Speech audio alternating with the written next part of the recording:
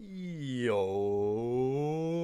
what's going on, YouTube? And welcome back to Goal Line Hockey. It's your boy Kevin Forte. We are taking a look today at some new rumors on the New York Islanders, as a couple of forwards have been drawing the interest of insiders and the New York Islanders about who they may look to acquire at this year's trade deadline. We'll be taking a look at that in this video.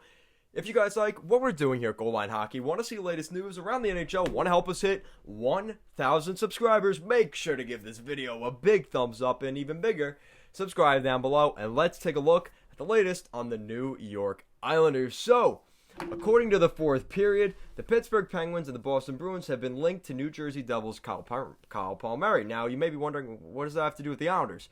It has everything to do with the Islanders, because the Islanders have been linked to Kyle Palmieri, which means there are different suitors for Palmieri, which maybe makes things a little bit more difficult. The Islanders may have looked at Palmieri as a cheap rental, but now if teams are starting to show more interest, that means the price tag goes up.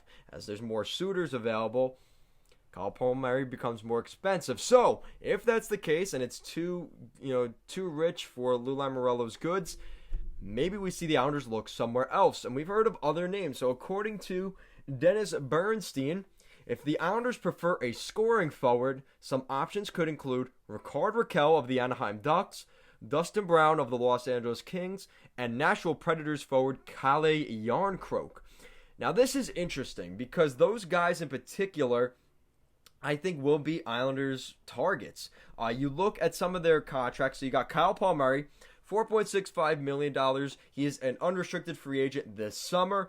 Victor Arvidsson is an interesting one because he has the longest contract out of all these guys. He's making $4.25 million per season for the next 3 seasons after this one. So he has 4 years left on that contract. Rickard Rakell, $3.79 million for this season and next, and he will be a restricted free agent at that point. Actually, hold on. Let's make sure that's true. Is he restricted, or he is an unrestricted free agent? So that is interesting. Okay. So he is an unrestricted free agent at the end of next season. Another name we've heard is Dustin Brown, who also has 1 more year left after this season at $5.875 million for this season and next, as well as Calle Jarnkrok, who has another year on his deal, $2 million for Calle Jarnkrok. All those guys will be unrestricted free agents at the end of their contracts. So, which of those names sounds the most enticing? Well, if you want the cheaper option and more of a quote-unquote rental, the Islanders should look at Kyle Palmieri again, because Kyle Palmieri, you don't have to worry about his contract going into next season. You have to sign more guys. The Islanders have some guys they have to sign this offseason, and they don't have a ton of cap space. The Islanders have projected cap space, $5 million of cap space going into this offseason, and they still have to re-sign Michael Rakell, Ilya Sorokin, Adam Pelech, Kiefer Bellows, Anthony Beauvillier. Yikes. Yeah, that is not fun. And Casey Cizikas. So, the Islanders have some guys they have to re-sign this offseason. And honestly, all those guys, I could see all of their numbers going up in terms of contract money. So, the Islanders, if they bring in Kyle Palmieri, it's more of a, all right, well, we fixed the Anders Lee issue for this season, and then next season is a different problem, right? Different animal. Oh, God. Yeah, so this is not easy for the New York Islanders, because the problem is you have to say, okay, so I hate to say it, we're looking at, okay, so let's just say you have $5.5 million of cap space, and you have to use that on these guys. Let's say, just for argument's sake, we're going to go through each guy and what they're worth. So, Ilya Sorokin, he's making $2 million this season. He might get $4 to $5 million. So let's say $4.5 million on his next deal. Right? So $4.5 million on his next contract. Oh, fuck. He's going to sign for 5. He's going to 4.5. Okay, let's do 4.5. 4.5 for Sorokin. So he signs for 4.5 this summer. That's still really expensive. 4.5 for the next couple years. So you have $1 million left. Adam Pelech's making 1.6 this season. He might get 4. So there's 4 there. Kiefer Bellows making entry level, he can make 1.5 this summer. Anthony Beauvillier is making 2, he might make 3.5. Casey Zizekas is making 3.3, he might make $4 million in his next contract. The Islanders do not have a lot of cap flexibility. They don't have that money. So let's say 4, 7.5, 7.5, 9, 13, 17.5, and Michael Dal Cole, who could. So let's say 18.5. Oh, Jesus. Yeah, like the Islanders have no cap space. And this is going to be a problem for the Islanders. So let's just say with the numbers I have, Lou Lamoriello is probably going to try and negotiate that as low as he can. Let's say 18.5. The Islanders have $5 million. So the Islanders have to move out $13 million. That's going to be brutal. That is brutal for the New York Islanders. I don't know how they're going to do that. So the Islanders may have to decide whether they keep Ilya Sorokin or Semyon Varlamov this summer. So they may have to make that decision. They might have to move Adam Pelech and Kiefer Bellows or Anthony Beauvillier. Or if they move out like Cal Clutterbuck or Komarov, man, those contracts do not look good, Lou. Clutterbuck and Komarov, that's $6.5 million that they just cannot afford to lose. Let alone the Boychuk contract, let alone the miserable Andrew Ladd contract. Yeah, this is tough. This is really not good for the New York Islanders, but Jesus.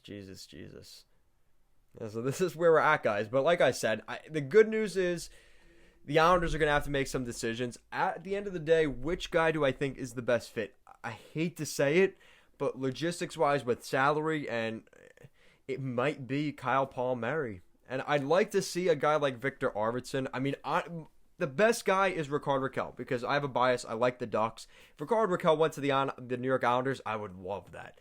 Now, this could work. If the Islanders were to bring in Rickard Rakell, right? Let's say they traded Anthony Beauvillier, Kiefer Bellows. Let's say it was their first-round pick. First-round pick, Anthony Beauvillier and Kiefer Bellows. That's a pretty high price tag. But at the end of the day, hold up. This actually helps out the New York Islanders because now you don't have to worry about negotiating a contract with Beauvillier this summer and Kiefer Bellows. So that's that 18.5. That cuts into that because you don't have to re-sign those guys. But the problem is now you have Rickard Rakell's contract come right in, so it doesn't really help you out that much. But because, again, Rickard Rakell, for what he makes, is a very good price. I mean, you look at what his contract is. I mean, under $4 million for this season and next. That combined is cheaper than Beauvillier and Bellows combined going into this summer. Plus, the Islanders give up their first-round pick, whatever. The Islanders they're going to be in the playoffs this year, let's be honest. So that first-round pick, whatever, fuck it. Get rid of the first-round pick. I don't care about it. So that's something that I think the Islanders should look at. And who's going to, I mean, let's be honest. Rickard Rakell is a good player, but he struggled with the Ducks the last 2 years now. How much more value is Rickard Rakell going to get on the open? How much, Bob Murray, the general manager of the Ducks, is he going to get a better deal than a first-round pick, Anthony Beauvillier, and Kiefer Bellows? You add 2 young guys to your lineup. Beauvillier can score. Kiefer Bellows, a good power forward guy. So Beauvillier can play center. I mean, he hasn't played a lot of center, but he can play center. Sonny Milano hasn't worked. Maybe you throw Kiefer Bellows in as that reclamation project. So you have Kiefer Bellows. Anthony Beauvillier fills out a roster spot on this team on the wing. So, he fills in a guy like Rickard Rakell's role for probably cheaper. So maybe we see that work. And you throw in a first-round pick. Tell me a team around the league that's going to give a better offer for Rakell. Come on, let's be honest. That's not going to happen. Now, let's put it this way. Maybe the Islanders keep Beauvillier and they trade. So now you have Bellows and you trade Pelech. I know a lot of my Islander fans hate the idea of trading Pelech. I hate it too.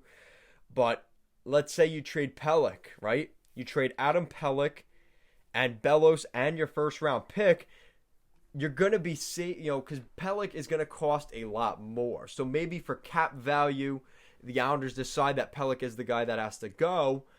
Plus, the Ducks get a left shot defenseman. That could help out the Anaheim Ducks. So that's something to keep an eye on as well. So I don't know. I think it's just interesting. The Islanders have a lot of draft picks. They have seven draft picks in this year's draft. I could see them definitely trading their first and maybe even a third or a fourth as well.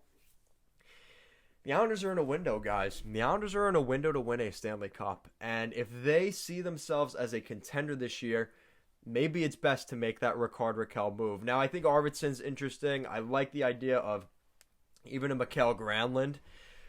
Nick Foligno has kind of fallen off, and Philip Forsberg, because it seems like Nashville and Columbus think they could make the playoffs this year. So they may not be sellers at this year's deadline, which kind of makes the buyer's market go down just a little bit, but it's still a very bear market overall. So let me know what you guys think in the comment section down below. What do you think of that mock trade? If we see Adam Pelech and Kiefer Bellows and a first-round pick here in 2021 for Rickard Rakell, is that too sweet of an offer for the Anaheim Ducks? Or do you think that long-term it actually helps the Islanders giving those assets up, especially going into money-wise going into this summer? Let me know what you guys think down below. And if you guys like what we're doing here at Goal Line Hockey, want to see the latest news around the NHL, you guys know what to do. Make sure to give this video a big thumbs up and an even bigger subscribe down below. Guys, thank you so much for watching, and I'll see you guys next time.